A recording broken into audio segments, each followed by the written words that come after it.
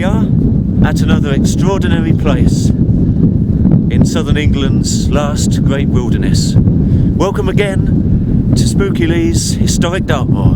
Spooky Lee, Spooky Lee, Spooky Lee, historic Dartmoor. The places he goes, the things that he knows, he'll curl up my toes. He's Spooky Lee. The places he goes, the things that he knows, he'll curl up my toes. He's Spooky Lee. The places he goes, the things that he knows, he'll curl up my toes. He's Spooky Lee. He's Spooky Lee. He's Spooky Lee. Historic Dartmoor.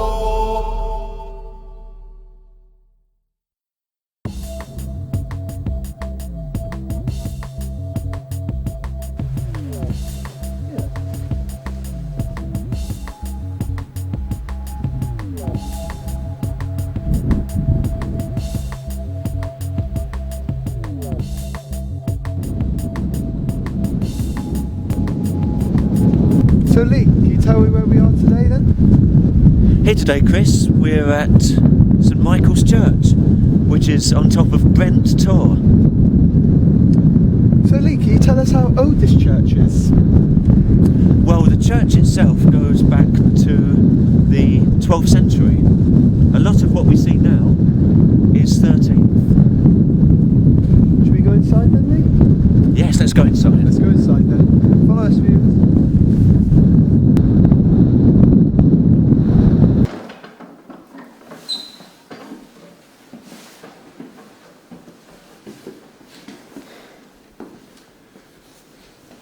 So Lee, can you tell us any about classical things about this place? Well, yes, this church was built by a Robert Giffard, who was a very powerful part of a local family, a Norman family around here, and he built this in about the 12th century. And yes, it's a lovely little church, isn't it? It's the fourth smallest parish church in England. Can you ask me why he built this church? Why did he build it for? Well, some would say it was all about power at this time, going back into the Norman time. People with money would build castles and churches, and as much as anything, it was about showing their status. It was about showing how powerful they were. Because I did read an article years ago that people had to turn up for church every Sunday. If they didn't, then they'd be executed back in them days. Is this true? Or? I think, yes, probably to a degree it is. Obviously, religion was used as a way of controlling people at that time. And certainly at that time it worked as well, because it did control people, by and large. Can you ask me if this church is still in use, Lee? It is, yes, it's still used. I think they have fairly regular services, and it's still used for weddings as well. So, obviously it's a lovely place to get married. You can actually see this church from Plymouth Sound, believe it or not, because it's such a high point. Another interesting thing about this church is the tor on which it's built. It's not a classic Dartmoor tor, because as opposed to a granite outcrop, it's actually the remains of volcanic activity in the area. What, on this church? Yes, this great hill that we're on was originally part of a lava flow that came out of the Earth's crust, out through the seabed, and then through erosion, the softer stones have worn away over time, so everything has descended, but it's left this molten remains standing, so that it comes across as being a hill. So when was it a lava thing? Was it a billion years ago, or was it? Well, they say about 300 million years ago this happened. And at that time, where we're standing now was the seabed, pretty much, because the water table was much higher. So this here was all ocean at this point. It's extraordinary to think now, isn't it? Yeah, you wouldn't think this was all ocean, that would you? No, considering how high we are. Okay then, should we carry on to the next place then, Lee? Yes, we're now going to a very interesting place again, Lidford Gorge. Oh, let's get going. Let's Let's get get in going. the code.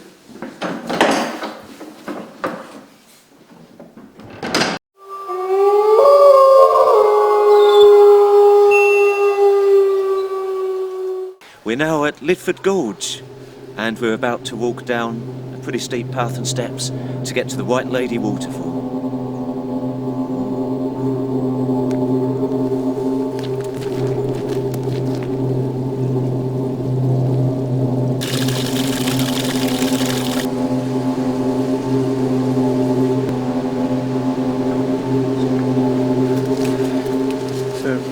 Yeah, down to the waterfall.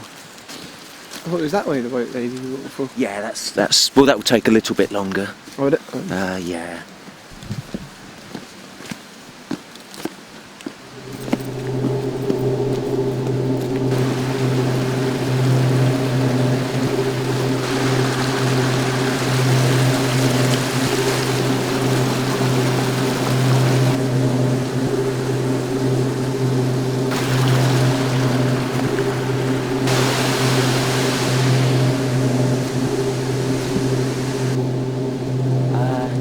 If you jumped off the top, yeah. you'd have a pretty nasty death. Right, should we carry on then?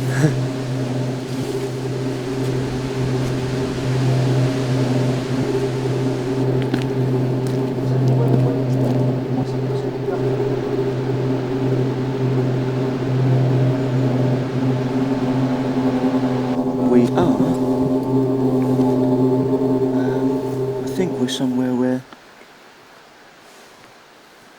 Yes. I think I've taken us the wrong way, chaps, actually. I think you were right here. You know when we crossed that bridge back there? Yeah, I don't think we should have. Because we're walking away from the water. It's running that way, is the river. Yeah, I was wondering why that was. Oh, yeah, back we go.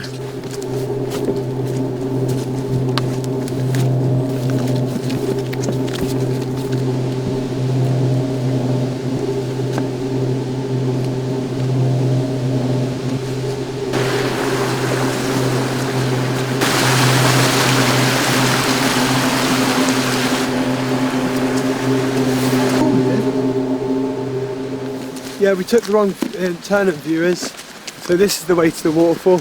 Whatever you do, viewers, don't go down there. This is the way. Why did we take the wrong turn in? Because I listened to Spooky Lee. Oh. Yeah, so I think, to be honest, the quality of the maps here leaves a lot to be desired. Yeah. You can quite easily be waylaid. But I did say, I said that way, waterfall, and he went the other way. No, you didn't. I did, I said that to him. Viewers, you back me up here. This is the way, viewers.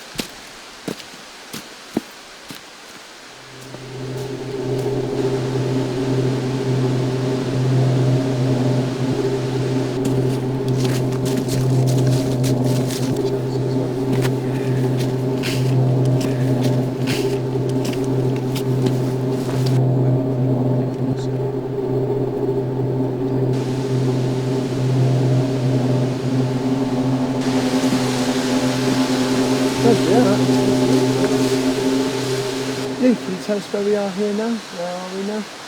Well, here we are deep in Lidford Gorge itself, and it's an enchanting place.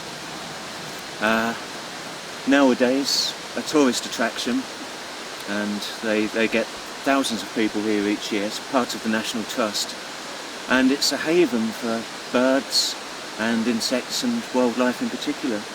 Is there anything special about this place then, Lee? There is. It's a very special place. For the majority of this series, we're going to places on Dartmoor which are man-made. So I thought it would be nice to come along to see something that's actually created by Mother Nature herself. Effectively, Lidford Gorge is a deep ravine caused by millions of years of water erosion. And so it's a geological gem, really. Is there anything historian stories about this place? Any legends about this place then? There's quite a few myths. Yes, in the 16th century there were a group of cattle rustlers and thieves, Yeah. robbers called the Gubbins. It was assumed that this was the lair of the Gubbins, somewhere where they could hide after executing people, stealing people's money. So yes, the lair of the Gubbins. You did mention about a white lady. Why is this white lady? What's supposed to be happening about this white lady? Did anyone die in it? Because they say a white lady catches you, but... Ah, the White Lady, yes. What we need to do, Chris, is go on to the White Lady waterfall. Shall I show you the way? Yes, please. Is it me? He's spooky Lee. Illegal team.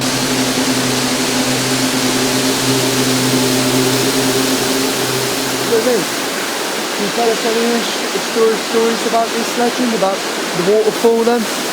Oh yes, the White Lady waterfall, measuring 110 feet. This has a story attached to it. Obviously through Chinese whispers these stories change their form over the years. But one of the interpretations is if one were to fall in to this area here, you might be rescued by a white lady. Is anyone being rescued by the white lady, or is it just like a story people are just saying, or is there a white lady that comes and rescues you and that? Well, the White Lady is said to be the ghost of a lady who died hundreds of years ago. So obviously it is the stuff of legend, but as ever I'm sure from legends there was some kind of inkling of truth to begin with. Do you know what century this happened, when the white lady said? Is it still happening today, or has it just happened years ago and stopped, or? I think it was generally a 16th century legend, but still people talk about it now because we all like a ghost story. I think this place would be good for another time, wouldn't it? The Spooky Squad. Quite possibly, yes. I can imagine having a vigil here would be interesting. It'd be very interesting getting in for an overnight stay, but, well, who knows? The power of ASAP might just open those gates. Next places? Can you tell us where the next place is then, Lee? Yes, the next place we're going to is Will Betsy Engine House. Right. Show the way then, Lee.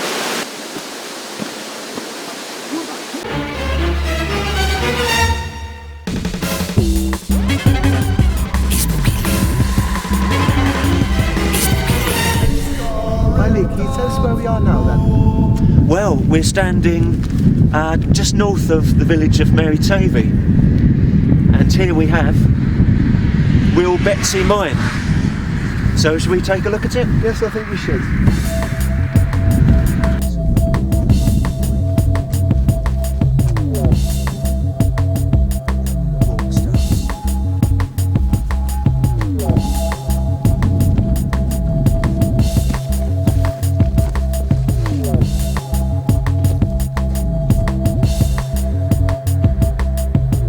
Watch out for the grass, Lee.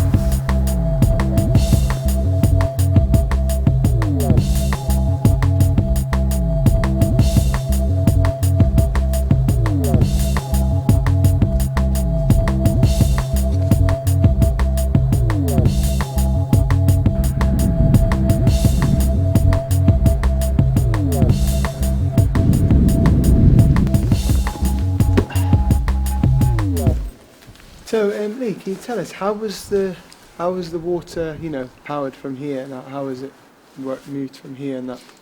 Ah, well, yes.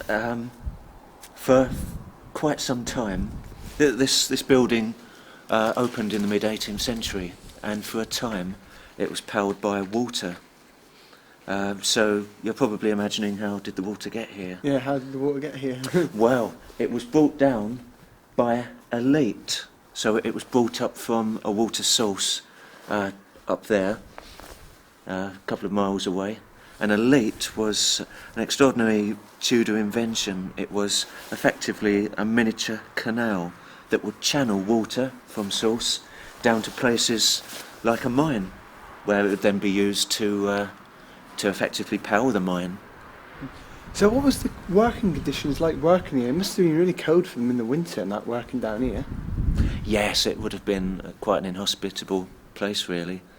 It would have been a hive of activity, because obviously there would be plenty of miners here working the lead and the silver, and there would have been lots of associated outbuildings where they could stay and keep warm, facilities for food and drink, all sorts of other facilities as well. What's this for then down here then? Could you explain what that was for then?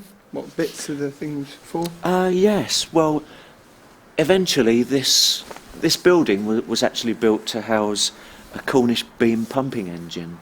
Yeah. And what it was, when the miners went down into the ground, they needed to dig the shaft. The one here was about 900 feet deep. And in order to get at the materials, they had to pump out water, because often the materials they needed were below the water level.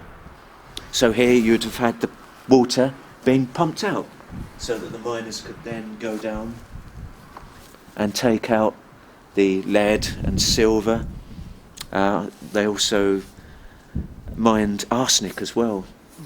Would you still find lead and silver down here, or did they find it down here, or did they get it from somewhere else? Yes, it will still be here. Yes, but unfortunately it became economically unviable to carry on mining here. So they weren't making enough money, and they were spending more money just on the facilities here and paying the men than they were actually earning. Ah.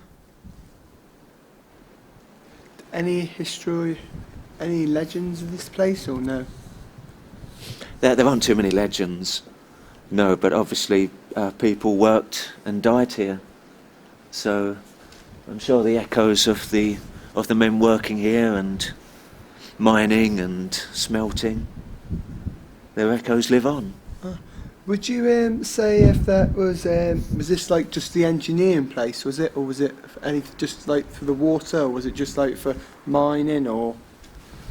This particular building here was just housing the engine to pump the water out. But dotted around, all around here, you'll find shafts where the men would go and descend and take out the commodities they needed.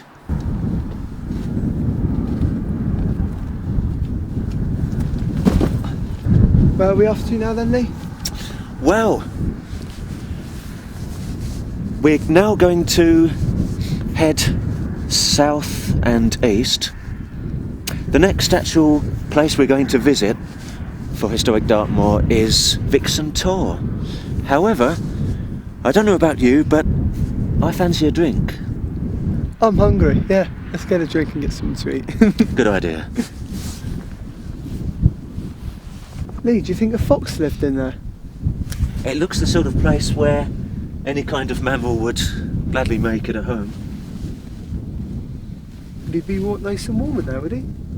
Away from this wind, definitely.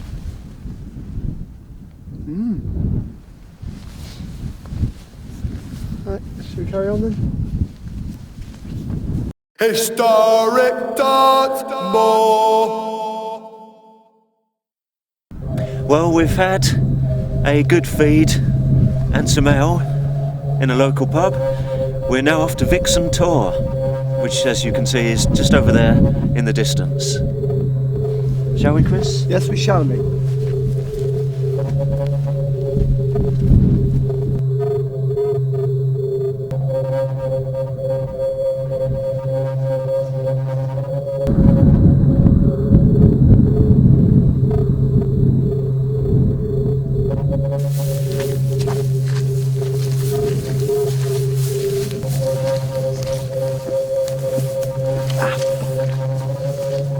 Then, again.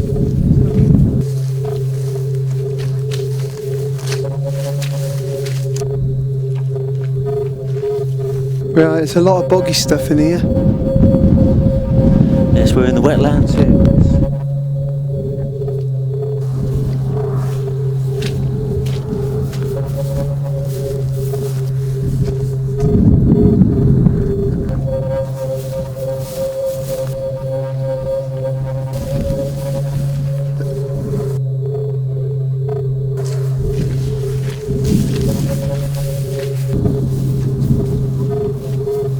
there's no more snakes in here. I hope there's no snakes in here. Yeah, how's the old squelches there?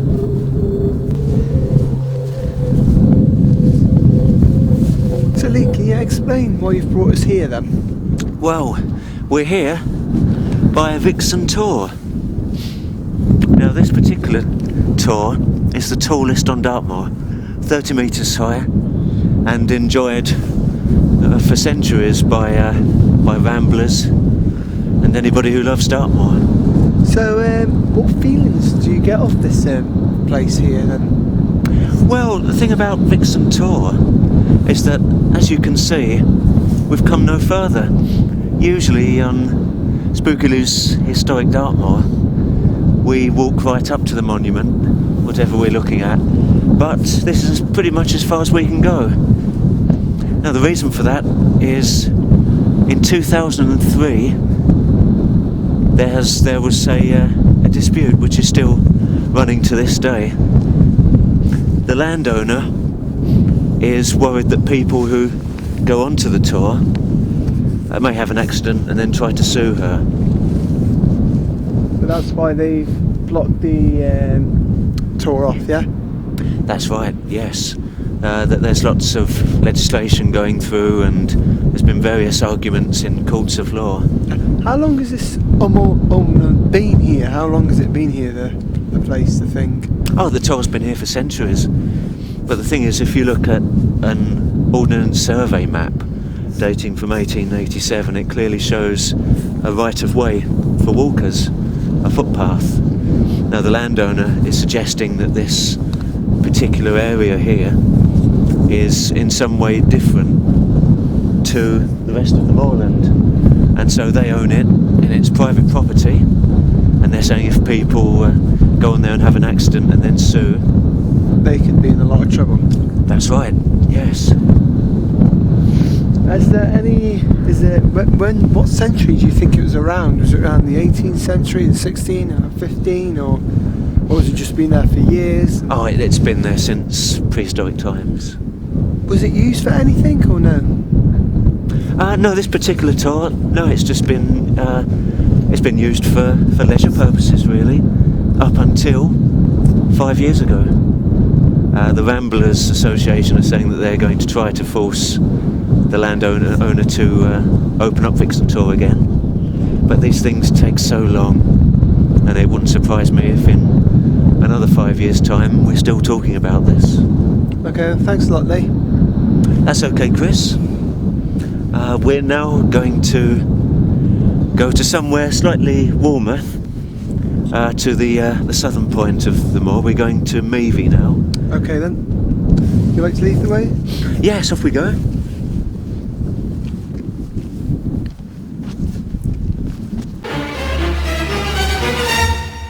So Lee, can you explain why you've brought us to this tree today then? Well, yes. For our final location today, I thought it would be quite nice just to come along and have a look at something that's endured over many years. We're in the village of Meavy, which is on the edge of the moors, and here we have the Meavy tree. Can you explain why it's called the Meavy tree? Is there any why it's called that?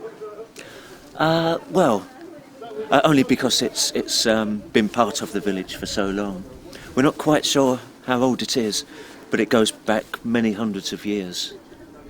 So before I was around and before you were around, yeah? Considerably, yes, quite a bit before us. Yeah. And one of the interesting things about this tree, not only is the age interesting, for example, as you pointed out earlier, the actual tree's being supported now by a large metal pole, so they're obviously worried that it's tilting too much this side. But it's not just the age of this. There were many stories of pagan activity which would be based around this tree. For instance, we have an old stone cross there. Now, legend has it, and it's probably more than legend, it's probably some degree of truth, that the cross was put there because the local people were practicing pagan rituals around this tree. So the Christian church didn't like this, and they decided to put a Christian cross right next to it. Okay, then. Thanks for that, Lee. Oh, that's fine, Chris. And hope to see you again soon. Yes, I'm sure we will. That's the end of this episode of Spooky Lee's Historic Dartmoor. But please join Chris and I again next time.